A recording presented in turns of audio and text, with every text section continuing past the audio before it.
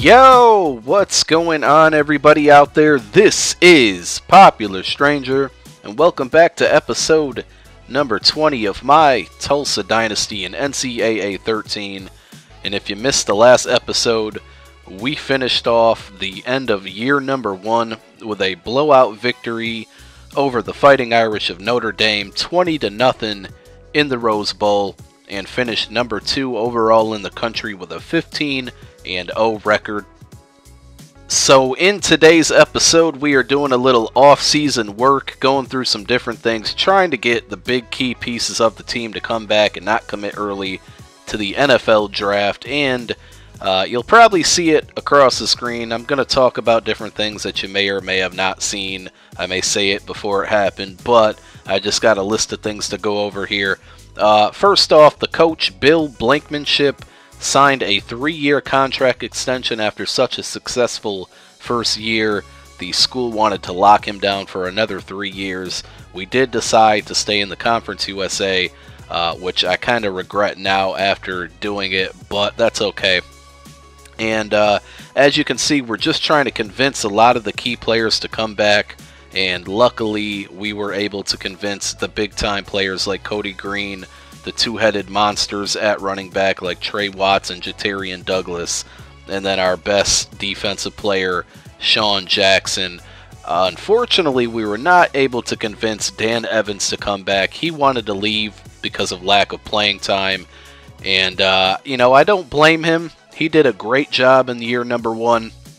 Came in and filled in for about 4 games while Cody Green was out with that injury, and he proved himself to probably the nation, and he's going to look to transfer over to Rice to get more playing time, and I'm pretty sure they're in Conference USA, so Dan Evans could be facing his old team later on this year. And then once you see that, we're going to go over to the recruiting section of the off-season.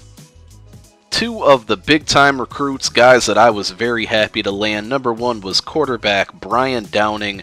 He's a speed guy, an option guy that's going to fit perfect in this offense, being that this will probably be Cody Green's last year running the show. So we got a nice guy coming in who's going to be able to learn from Cody and then hopefully step up and fill in next year, unless we get some superstar stud freshman quarterback. We'll see.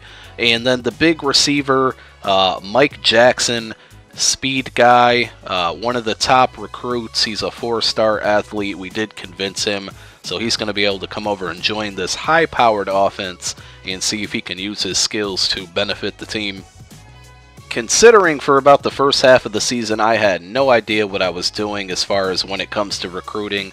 I think we finished with a pretty good class, factoring that, and plus it's a very small school that can be hard to convince big-time players to come. But we did actually land the 40th recruiting class in the nation, so again, not too bad. We landed 3 4-star athletes, and you'll see the breakdown here in a moment.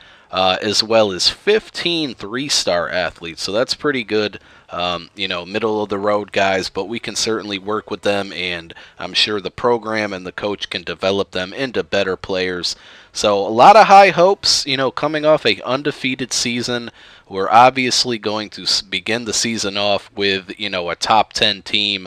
So we're not climbing that uphill battle like the first season where we came in unranked and pretty much took all year to prove ourselves.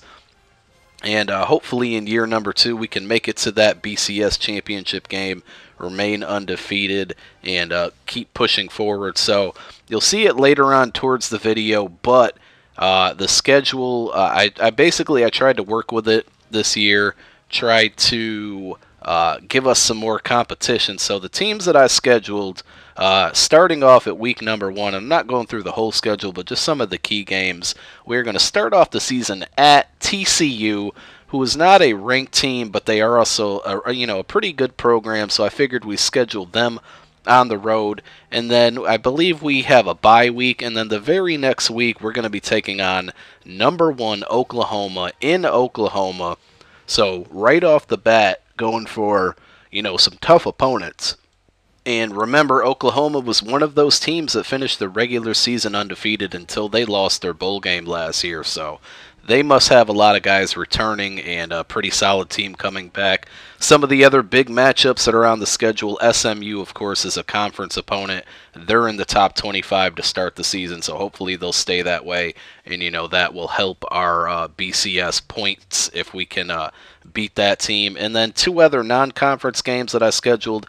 Number 5, Iowa, who, again, if you remember in the first season, made it to the BCS National Championship. They fell short, losing to Utah, but they start the season at number 5, and we are scheduling them, so we're going to take them on. And then number 4, Alabama, later on in the season, going to Alabama to play that game, a SEC opponent. And like we beat Arkansas last year, hopefully we can do the same thing on the road against an SEC team when we face Alabama. So I think the schedule is pretty tough. And then, of course, we got the Conference USA gameplay.